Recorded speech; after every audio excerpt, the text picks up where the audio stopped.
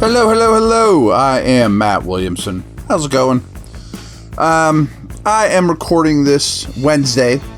The schedule will be out tonight, so I won't be able to respond to that till tomorrow.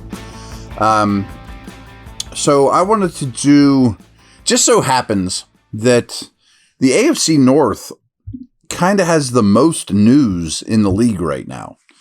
And every so often, once a month or so, I like to do a show just kind of what's going on with the division opponents. So there's not going to be a lot of Steeler talk here, but we're going to be talking Brownies, Bengals, and Ravens. And I want to start with the Ravens. This Hendrickson situation, to me, is really concerning if I'm them. And you saw it coming, but he's made it very public that, that I'm unhappy with this situation. He's in the media. He's really flaunting that they're not communicating with him. They're not, doing anything that he's asked for. And frankly, the Bengals are like this. I mean, they are the most stuck in their ways organization in the league. You probably think it's Steelers, but it's the Bengals. They are the hardest team in the league to trade with. Like, even look at their last drafts. I mean, all their drafts, really. They make their pick in their round and they don't make any other deals, like it's very static with that.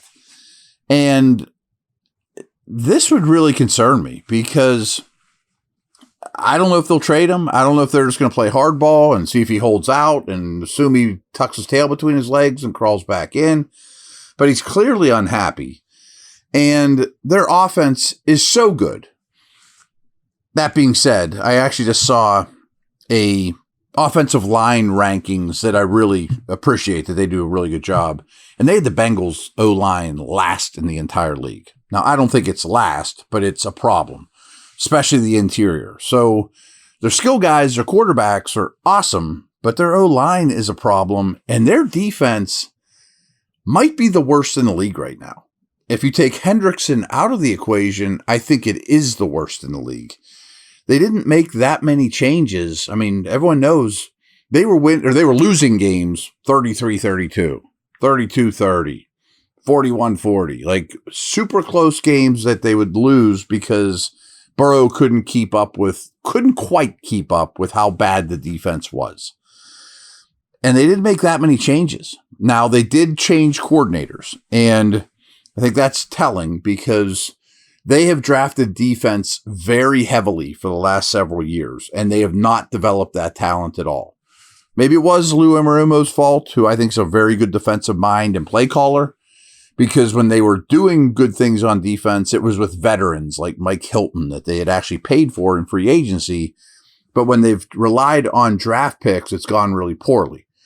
So they did hire Notre Dame's defensive coordinator, who obviously dealt with younger people and more people at the college level. But that doesn't mean he's going to be a good NFL play caller. The game is very, very different. But back to Hendrickson. I mean, I'm not even sure who a distant second best player on this defense is. Probably Logan Wilson. But clearly he is their only well above average player. And I think he's clearly a top 6 edge defender. He's physical. He's nasty. He's highly productive. And the past 2 seasons, Miles Murphy and Stewart from A&M, they've drafted edge defenders. But don't you think it would be great for them to be around a happy and comfortable leader in Hendrickson and learn from him? Like, you wouldn't want the Steelers' first round pick, Harmon, not around Cam Hayward. I mean, if this was happening to Cam Hayward right now, that's not a good influence on your first round pick that you want him following him around. So I don't know what's going to happen here. I mean, if they do trade him, I think they'll get like a second round pick, probably from a contender like the Lions, but that makes them noticeably worse. Obviously, if he sits out, noticeably worse. Clearly, there's unrest, and I don't think they're going to give him the money after paying Higgins and what they've paid Chase and Burrow. I don't think they want 4 guys occupying that high a percentage of their cap. So I think this is a really big problem for the Bengals. BetOnline is the world's most trusted betting platform and your number one source for all your sports betting action. with the largest selection of odds on everything from NBA to NHL playoffs to Major League Baseball to UFC and boxing. BetOnline has you covered for all your online wagering info.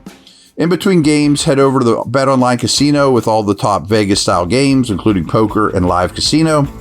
BetOnline, the game starts here.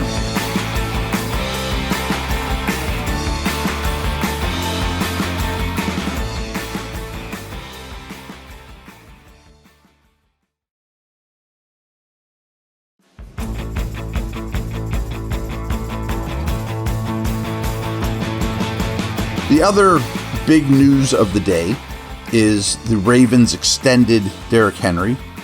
And when I saw that, I'm like, it's probably some funny money, voidable years. No, it's like a 2-year extension with almost all of it guaranteed. Wow. I mean, at his age and his wear and tear, that I was about to say worries me, but I'm done doubting this guy. I mean, kind of a fantasy note. Like, I haven't owned Derrick Henry in my fantasy leagues for like 3 years because I keep thinking he's going to hit the wall. Wrong. I mean, this dude is a total freak, Hall of Famer, all-time great that is playing as well as ever, and teams with Lamar to have the most unique running back, quarterback, ball carrier tandem in NFL history, and extremely hard to play against. And it's kind of like what happened with the Eagles, that they signed Barkley in the offseason, they signed Henry in the offseason a year ago. They were awesome, and then the teams gave them money, despite massive workloads and beating the crap out of them. So this could come back to bite them with all that guaranteed money, considering his age and wear and tear. But I don't know, man. This dude is just special. Another guy that's special is Lamar Jackson. And I have no concerns with him. I just saw these numbers the other day and wanted to throw it out there. Like, I'm real big into EPA and advanced stats and things like that. But I just want us to remember that his touchdown to interception ratio last year was 41-4. That's insanity. 41 touchdown passes to 4 interceptions. I'm not even including the rushing touchdowns. 41-4. That's who we're competing against here from Steelerland. And much like this team, Lamar still is criticized for his postseason record. I get that, but you lose games to Allen and Mahomes just like the Steelers do. It's awful difficult to win AFC playoff games. But how about this? In games Lamar Jackson has started in the regular season, what do you think the Ravens' record is? I mean, it's above 500, right? Sure. I mean, he's a great player. Won the MVP twice. Their record is 70-24 in games Lamar Jackson started at quarterback in the regular season. 70-24. That is bonkers. Last little Ravens note I want to throw out there was their second safety from a year ago, Darius Washington. Smaller dude, but you'd love him if he's a Steeler. Feisty as could be, playmaker, small. Is going to look like he's going to miss the entire year. I would imagine that factored into them taking Starks in the first round, but I bet they would have done it anyways because they want to play a lot of big nickel. Now I don't know that they can.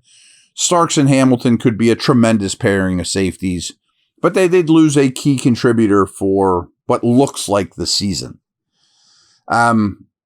Same is true with the Browns. Jeremiah Owusu-Koramoah, JOK, also looks like he's going to be lost for the entire year. It's a shame. I love watching him play. He's also undersized. And when these guys go on the list at this stage of the season, sometimes you wonder, are they ever going to play again? Like if you're getting ruled out in May, that's bad. I mean, it's kind of like Ryan Watts. Whenever he got ruled out, I was like, oh no, could this be career threatening?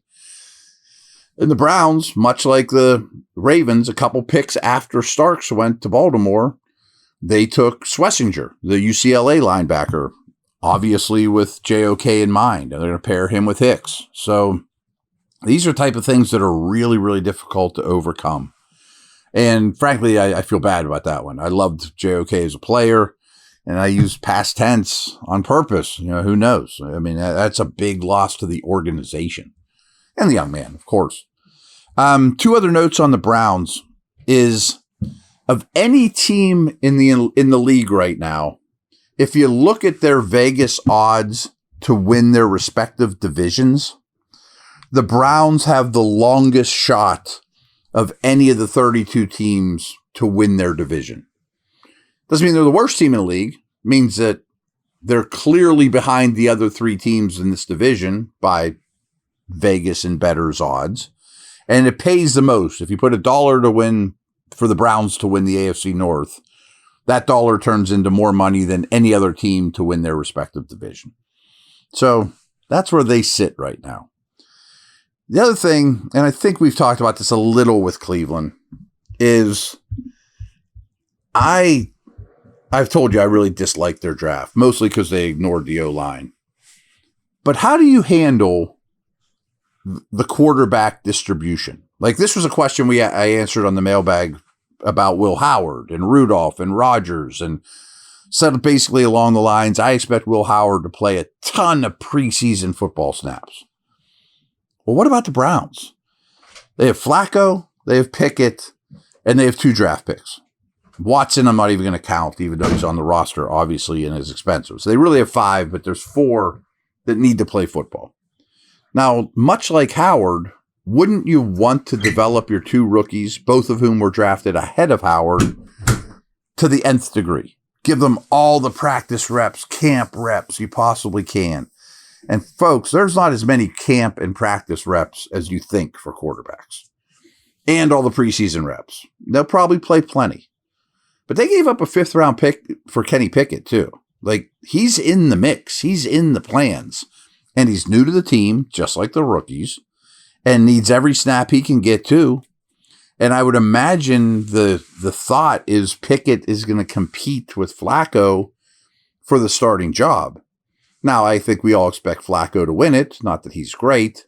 And Flacco did have a stint in this offense with Stefanski, but he wasn't there last year. He's going to need some reps. And you definitely, no matter who your starting quarterback is, including Aaron Rodgers or somebody old like Flacco, Rodgers, whoever, you want them getting a lot of starting reps, especially in practice, maybe not preseason, with the ones, especially because he wasn't even there last year. So I think Flacco will be their opening day starter, but he can't not practice. And there's so many snaps in practice for these 4. That's a lot different than 3. And I still think there's a really good chance all 4 make their roster, which is just one less guard or special teamer or linebacker or whatever to keep. So I just think this is gross mismanagement of the quarterback position, especially after acquiring the Jags' 1st round pick, where you would think you're creating the nest for that guy. That the goal should be next year's quarterback, which I think is the case in Pittsburgh. So I bring that quarterback case, situation up because there are some similarities to the Steelers, assuming Rodgers signs. There's an older guy that you think is going to be the starter. You drafted somebody. There's a Rudolph Pickett level type dude that's probably your 2. But the way the Steelers have it set up makes so much more sense and is just managed so much better than the Browns. And one organization's better than this than the other, I guess, is the bottom line. So that's just kind of a lot of news around the division right now, more so than I think any division in the league. And just want to take that step, and then we will break down the Steelers roster tomorrow, or Steelers schedule tomorrow.